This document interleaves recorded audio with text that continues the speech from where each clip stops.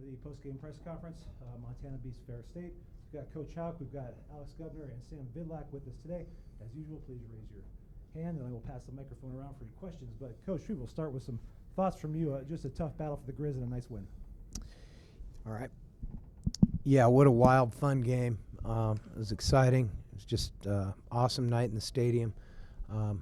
Congrats to Ferris State for coming in and fighting their tails off, trying to get their 29th win on the road in a row, and they just didn't quite get there. But they fought hard.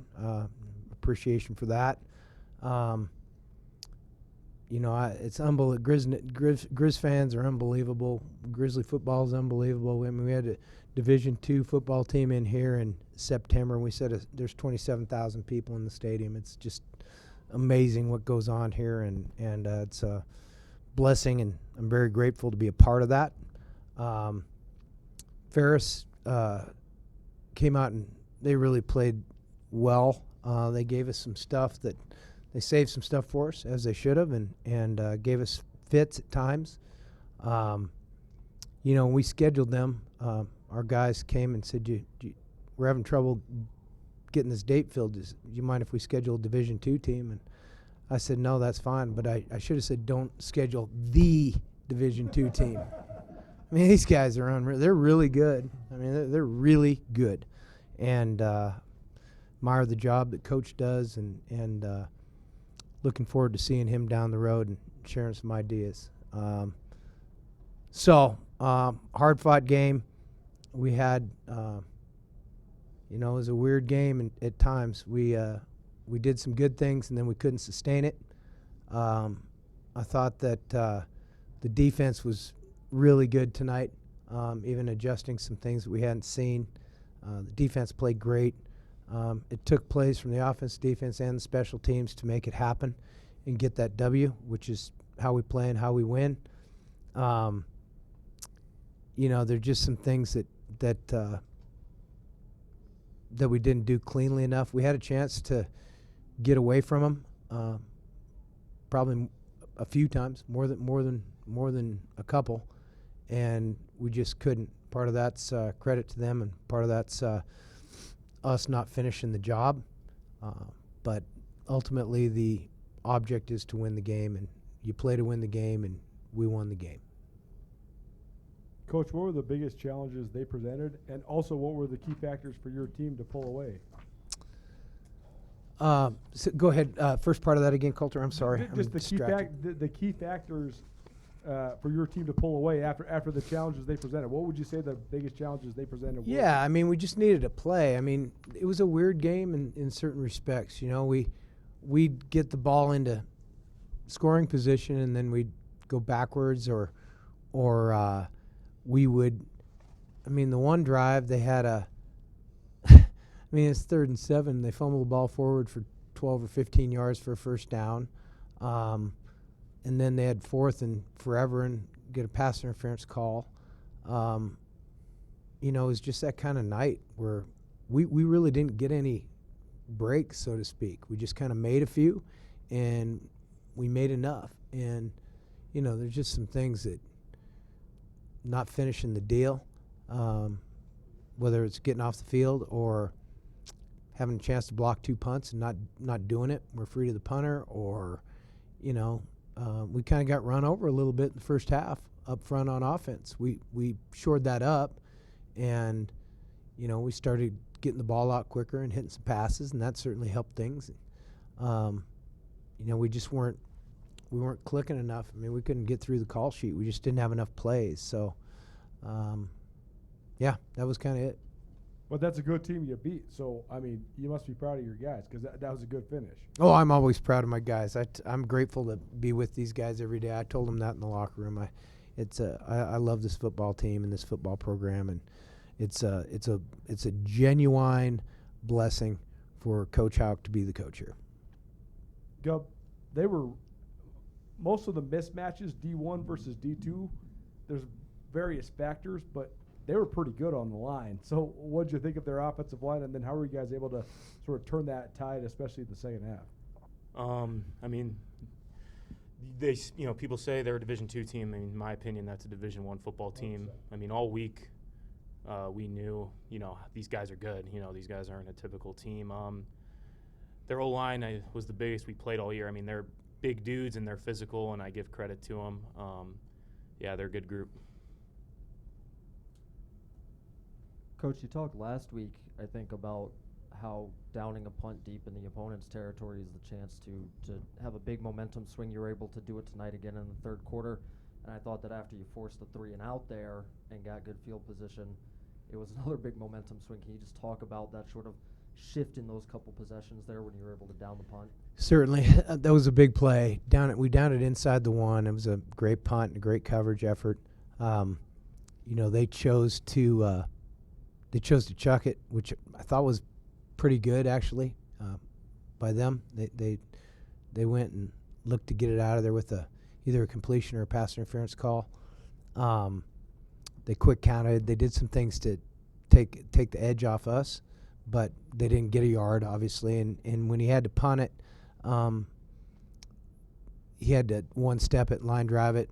He had to go away from the pressure coming off the right edge, and he line drove it. Junior actually made he tried to kick it away from him, and I don't know if he's trying to kick it out of bounds or not, but he didn't quite get it there. That's hard for punters, I think, because you tell them not to kick it out of bounds until you do, and you yell at them when they do kick it out of bounds. So June made a really nice play to get his hands on that, and it was pretty well blocked. I mean, we blocked him up. It was kind of compressed into that part of the field, and they squeezed in there. But I think we had first down on the 30, first 10 on the 30, which was big, not having to go the length of the field. I think it was 10-10 at that point. Sam, the two guys you're right have been in a lot of games inside Washington Grizzly Stadium. What was that first night game and just that atmosphere? What was that like to play in for you? It was awesome. Really thankful to get the win. And it was just awesome environment and experience. Like I said, super thankful for the win. And the fans are incredible. That place is as louder than anywhere I've ever been. So it was a really neat experience. What was it like for you? It seemed like you were getting more and more comfortable as the game was going on, especially in that third quarter there. Like, what was that the case? Were you feeling kind of more comfortable as the game went on? I think we got into a rhythm at certain points of the game as an offensive unit, and then at other points of the game, I think we need to be better. So I think we'll kind of watch the film on that and know we need to clean up. But I did feel at certain points of the game there was good rhythm and we were moving the ball well. And then obviously there will be some things that we need to work on and clean up. And Gub, what's that like when they started really having issues with the noise and you're out there, and what's that like when you can tell that they're kind of really struggling with the atmosphere? Yeah, I mean, they are a Division II team, so they don't play in big venues like this. This is probably the biggest venue they played in I don't know how long. So I think it definitely had an effect. I mean, we got the best fans, and it's loud. I mean, every third down, fourth down, any critical down, I mean, the fans know it and they get loud, and it affects offenses. Alex, you just had talked about their front and how big they were, but what was it like kind of working against those quarterbacks and kind of what they were throwing? Was it a little different than maybe dual quarterback systems you've seen in the past, or just what was that challenge like? I wouldn't say it was a challenge prepping. I mean, this league has a lot of those dual threat quarterbacks. But I mean, those are two good players, good at escaping the pocket. And they're gamers. They'll play backyard football if they have to, and yeah. Sam, kind of like Sean was saying, you are still kind of getting experience as a quarterback at the Division I level. So for you, like, can you feel maybe some of that growth in game? Like, can you notice that? Because he mentioned, you did look comfortable as the game kind of went on. Yeah, definitely. I think with experience comes. If you're doing it right, you should be learning. So obviously, you're going to learn and hopefully improve on everything that you can learn from and have takeaways from. So yeah, I definitely would agree with that. Yeah. Then Coach, just what can you say about Trevin Gradney? He makes another big play after you guys tied the game. He gets that big pick. I mean, just his play and coming up with another big moment like that for you guys. Yeah, he's made some. That's 3 weeks in a row. He's made some pretty difficult interceptions. He's really developed a great knack for going and getting the ball. He's playing well, which is, probably a question mark coming in the season. The level of play we get at the corner spot, and he's really played great. the final 2 plays on that last defensive drive, Levi gets the sack, and then Ryder gets the stop. Just a couple other guys are coming in the clutch there. Just seeing them kind of come in that moment, just what was that like as they kind of sealed it with big plays? Yeah, we had some debate on what we should go with there as far as a call on defense on both of those. And, we let them get the pass off on the 4th and 4? They converted a 4th and 24 right before that. So into zone coverage, and it probably shouldn't happen, but it did. So our guys rose up. Those were 2 good plays. We got after them, got loose, and then obviously made the tackle. So that was good. I was under the assumption if they scored there, they would go for 2 for the win. I'd be anxious to hear what Coach said. I forgot to ask him. I was too excited. I'll ask him. I'm going to see him at the convention. I'll ask him. I'll let you know. For both of the players, obviously, the secret was revealed. Sean O'Malley in town to support you guys and getting a chance to celebrate with him, sing the fight song that I know the locker room celebration is for both of you guys. What was that like, having him here supporting the Griz? It was really neat. Obviously, anytime after a win, it's a great feeling. And then to have him there was also really neat. So really just getting a win, celebrating with the team, enjoy it for tonight before we move on to our next game. But enjoy the win, and having him here was definitely really cool. Yeah, I mean, Sugar. It was that was crazy. I wasn't expecting that. He's obviously like the most popular fighter in the world. We all love him, and it's cool because he's from Montana. He has Montana roots, and I think he really gets what this program's about. And yeah, that was a once-in-a-lifetime deal. It was awesome. Alex, second week in a row that punts down inside the 1, and then you guys force the 3 and out. So as a defense, when you go out there, what's the feeling like of wanting to hold that and not give up a single yard and force that punt? Yeah, when the ball's down with right there in the goal line area on their goal line, yeah, we want to get a safety. We want to get a stop. Hayden Harris had a great play and got a sack, and we all thought it was a safety. But, yeah, the mentality is at all costs, let's put some points on the board for our team.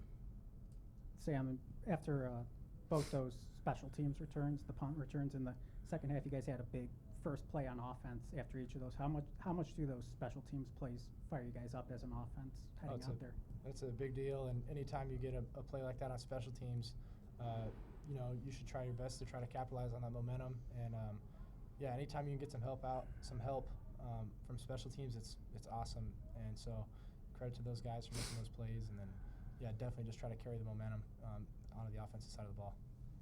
Bobby, second week in a row with that punt down inside the 1, and then some more big punt returns by Junior. As a special teams guy yourself, watching from the sideline, what's the feeling like for you watching your guys execute these special teams play at a high level week after week? Yeah, those guys are playing well, Frank. Appreciate you noticing.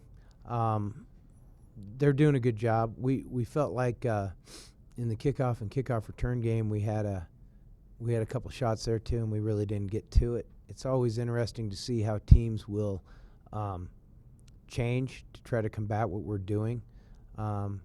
It's funny, our punt return game plan kind of got blown up because they switched their protection after the first 2. I think they were worried that we were actually going to get there because we were close twice.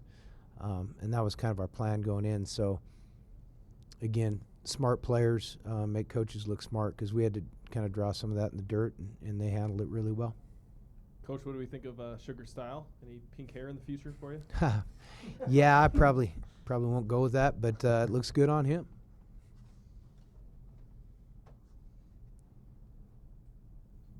It's fun having him here. Do you have any affinity for MMA? Are you an MMA guy? I knew the UFC guys when I was in Vegas, so. Right. But I'm a dud, man. I'm boring. All I do is watch film and football. I'm really in old movies. That's it. You gotta respect a guy from Hillham. Oh yeah, he's awesome, man. Our guy, these guys, they love it. They watch it, they love it. The only reason I know anything about it is because they talk about it all the time. Robbie calls and asks if I'm watching some fight. And I don't know anything about it. I just know that guy's the champ, and he was in our locker room. We were glad to have him. Pretty cool to have a world champion in your locker Yep, room, right? pretty awesome. Last thing for you, what do you think of that test going into Big Sky Conference play? Well, it's always good to get tested in the non-conference season, and it's also always good to be 3-0. We can't be any better than that. I think we've made improvements. I think that we are certainly not where we need to be. We're not where we were a year ago at this point in time in terms of our ability to dominate games or opponents. But I also think that this can be a great season. We got to take it 1 week at a time. We're excited about conference play starting, and we have a fine football team, and the best is yet to come is what I would tell you. Thanks, everyone. Thanks, guys. Thank you.